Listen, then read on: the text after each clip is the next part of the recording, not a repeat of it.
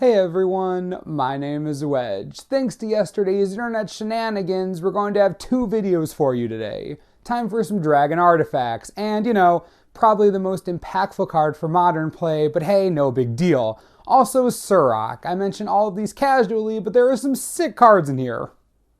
Let the artifact hype begin. We have a new set of mana rocks. They're called monuments and they're named after each elder dragon. Each of them costs 3 colorless mana to cast, and they all tap for the 2 colors of each dragon brood. They also all have the same ability for 4 colorless and 1 each of their respective colors. The monument becomes a 4/4 dragon artifact creature with flying until end of turn, the dragon being both of the brood's colors. These are an obvious nod to limited and the need for more mana fixing. While the broods are 2 colors instead of 3, we're still talking about a limited format with Fate Reforged in it. There will be 3-color limited decks. I do wish they were a bit more exciting though. My real gripe is that each of the dragons doesn't have a keyword. I really feel like that's what's missing. Having all of them turn into a 4/4 dragon with flying is pretty sweet, plus they get their color identity. It's very cool. I just wish they had something a little more, impactful, I guess. I mean, sure, again, limited playable for days. They dodge sorcery speed removal if you only use them to attack, and they are pretty big in the air in addition to providing great mana fixing, but still, I can't be the only one at least a little underwhelmed, right? It's just, Custodian of the Trove is 3 colorless for a 2/5 artifact creature golem with Defender. It enters the battlefield tapped. Well, this is just a creature. Once it untaps, it can block morph creatures for days. It can also block everything with 4 power, a running theme in the past few sets. If only it had flying, then we'd be talking. Also, I think this is important to mention. I guess Silumgar just takes things and makes them his own. Witness of the Ages looks a lot fancier, but at what cost? Sorry, robot friend, you didn't stand a chance. Scion of Ugin is 6 colorless mana for a 4/4 dragon spirit with flying. 6 mana for a 4/4 flyer with no ability is playable and limited easily. This dodges Reach of Shadows and Ultimate Price really well, so there's that.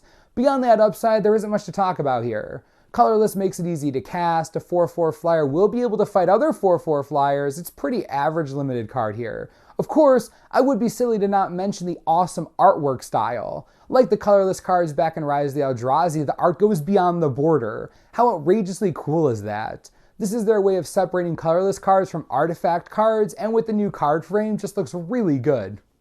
Because more artifacts, Tapestry of the Ages is 4 colorless for an artifact. You can pay 2 mana and tap it to draw a card. Activate this ability only if you've cast a non-creature spell this turn. This is one of those cards that just feels like it should be in Commander. I think it's too expensive for standard play and requires too much setup for limited. At 4 mana, you want to be doing a lot more than playing something like this, but in Commander, this will fit just fine into a ton of spell-based or artifact-based strategies. Maybe something like a Sidri or Narset. There are plenty of options here. It's an interesting card for sure. Orator of Oai is 2 mana for a 0/4 bird monk with Defender and flying. As an additional cost to casting it, you may reveal a dragon card from your hand. When it enters the battlefield, if you reveal the dragon card or control a dragon as you cast it, you draw a card. Yes! Blue-white dragons is totally a thing. This Wall of Omens almost reprint is going to be so good in Standard as long as you're playing with dragons. Also, it's a bird, so I'm not even going to talk about the bird commander players, they're probably really happy. But in Standard, this could definitely see play. While it isn't as universally good as Wall of Omens, it can be quite powerful with enough dragons. Blue-white dragon control, it sounds like a great deck. If you don't want to do that, just run green and put this in your Assault Formation deck. 4/4 flyers for 2 are real good, I've heard. Beltol Dragon. It's the blue dragon in the cycle of overcosted dragons that I don't like. It has flying and hexproof, that is cool, but again, expensive. I'm so glad we're done with the cycle. Let's talk about a blue dragon I can get behind, shall we? Icefall Regent is 3 colorless and 2 blue for a 4/3 flying dragon. When it enters the battlefield, tap target creature an opponent controls. That creature doesn't untap during its controller's untap step for as long as you control the Regent. Spells your opponents cast that target the Regent costs 2 colorless more to cast. What? To be fair, I always want to know what would happen if Dungeon Geist and Frost Titan had a dragon baby. This is basically it. 5 mana for a 4/3 flyer is already decent. Now his second ability only pseudo-blocks spells and does nothing to abilities, which means that Suspension Field and Chain to the Rock still hit this guy on the cheap. In Limited, obvious powerhouse. The tempo swing you make by tapping down their biggest creature is huge. My issue is with Standard. I've already heard a lot of talk about how the Regent is so similar to Dungeon Geist. Well, the problem is that in this format, no one is just playing one creature. They're either playing 25 or none at all. The Regent may tap down a Siege Rhino, but we all know that isn't going to stop Obzan. I think in a different Standard environment, this could be an all-star, but in this one, with so many high-value creatures running around, I think he's a little outclassed. If only he costs 4 mana. Time for another useful reprint. Duress is making its way back into Standard. For those of you who don't know, it's 1 black mana for a sorcery. Target opponent reveals their hand. You choose a non-creature, non-land card from it, they discard it. Okay, I feel like we need to take a moment to really understand what's going on here. Welcome to a Standard that will have Thoughtseize, Despise, and now Duress in it. Sure, there's going to be a split rotation, and I'm sure that has something to do with this, but come on! We're talking about 3 standard playable discard spells at 1 black mana. Take your pick, they're all annoying. The power of discard is so strong right now. It was already hard enough to keep my end hostilities in hand. This is starting to get ridiculous. Rending Volley is 1 red mana for an instant. It can't be countered by spells or abilities. It deals 4 damage to target white or blue creature. Are you joking? Hey, Splinter Twin, what's up? Listen, this card kills Deceiver Exarch and Pestermite. Yeah, no, you can't stop it. No, not even with Spellskite. It has to target a white or blue creature. Yeah, no, it's a sideboard in every deck running Mountains. Yeah, I know, I'd be upset too. Okay, bye. Seriously though, Rending Volley is the newest modern playable card out of the set. This thing hoses Splinter Twin to a degree I cannot measure. Not only does it destroy Twin, but it also... Oh crap, it kills blue-white control! Restoration Angel, Celestial Colonnade, oh crap! Come on, Wizards, my deck hasn't even been good in a really long time. Now I'm sad. Sarkhan's Triumph is 3 mana for an instant. Search your library for a dragon creature card, reveal it, and put it into your hand.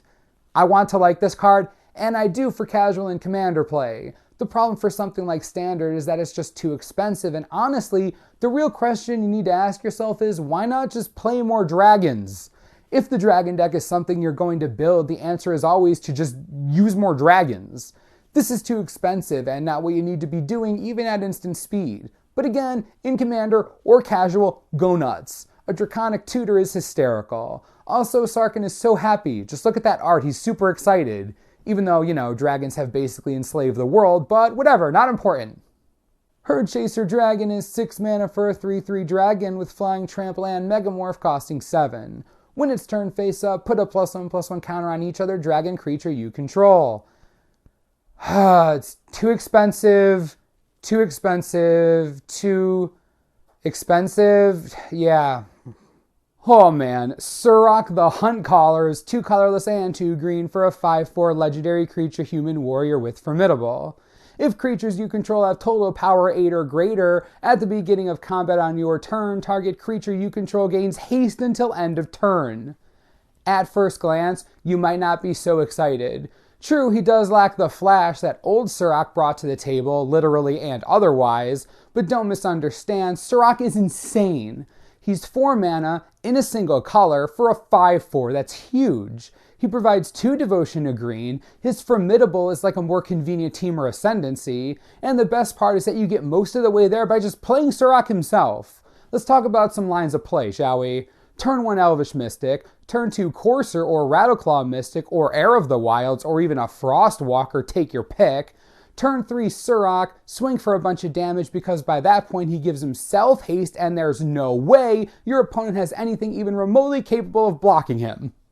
Seriously, he might as well call himself the Juggernaut. You play him, get another 3 power from basically anywhere, and just start punching faces. Want to be a bit more cheeky? Play Hero's Blade. Turn 1 Mystic, turn 2 Hero's Blade, turn 3 Surrak, auto-attach the blade, he enables Formidable himself, swing with an 8/6 on turn 3. How are you not freaking out about this? Surrak brings a whole new player to the table for aggressive green strategies. He is the real deal. Seriously, potential 8/6 on turn 3, I'm going to get a nosebleed just thinking about it. For the Frontier lives on. Surrak is Temur for life no matter who runs Tarkir. What an absolute boss, am I right? Another batch of spoilers down. What do you all think about what we saw? I was not expecting the Splinter Twin Hoser. That card is insane.